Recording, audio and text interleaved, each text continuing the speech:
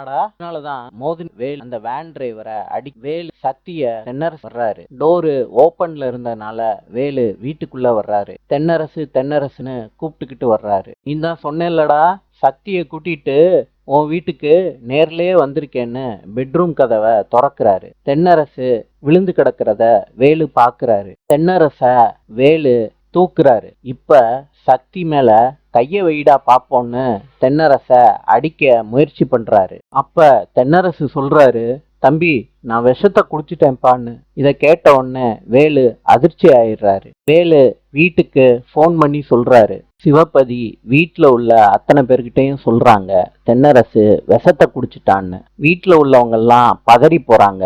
வேலுவும் சக்தியும் தென்னரச ஆஸ்பத்திரியில சேர்க்கிறாங்க. டாக்டர் கிட்ட சொல்றாங்க, எங்க அண்ணன் பாய்சன் குடிச்சிட்டான் சார். அதுக்கு அந்த டாக்டர் சொல்றாரு, இவரை எமர்ஜென்சி வார்டுல சேருங்கன்னு சொல்றாங்க. எமர்ஜென்சி வார்டுக்கு கூட்டிட்டு போறாங்க தென்னரச ஸ்ட்ரக்சர்ல. வேலு குடும்பத்தை சேர்ந்த அத்தனை பேரும் தென்னரசுக்காண்டி எமர்ஜென்சி வார்டுக்கு வெளியே வெயிட் பண்றாங்க. சிவபதி டாக்டர் கிட்ட கேக்குறாங்க, தென்னரசு எப்படி இருக்கான்? டாக்டர் சொல்றாங்க, இப்போதைக்கு எங்களால எதுவும் சொல்ல முடியாது. தென்னரசு பாய்சன் அதிகமா சாப்பிட்டதுனால அவரை காப்பாத்துறது ரொம்ப கஷ்டம். தேனு இதை கேட்ட உடனே ஷாக் ஆயிடுறாங்க. நாளை சந்திப்போம்.